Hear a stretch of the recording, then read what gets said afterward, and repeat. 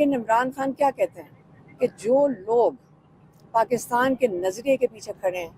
آپ نے ہر کوشش کر لی ان کو توڑنے کی اور ان کا نظریہ، لیکن نظریہ جو ہوتا ہے نا، ایک سوچ ہوتی ہے، اس کو آپ ختم نہیں کر سکتے۔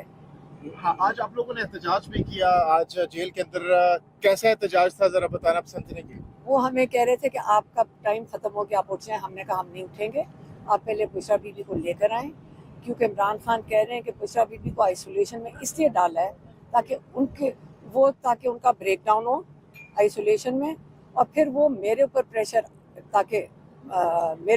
ڈالنے کے لیے۔ اور انہوں نے یہی کہا کہ یہ جو کر رہے ہیں، آپ کو میں نے نام بتایا، اگر آپ سن سکتے ہیں تو میں بتا دیتی ہوں۔ عمران خان نے کلیئرلی کہا تھا کہ یہ عاصم منیر ڈائریکٹلی کروا رہے ہیں، تو یہ ان کو نہیں کرنا چاہیے۔ عاصم منیر کو اگر ان کو نہیں کرنا چاہیے، کیا ان کو، اور ہم نے ان سے یہ بھی پوچھا وہ آپ سے کیا چاہتے ہیں،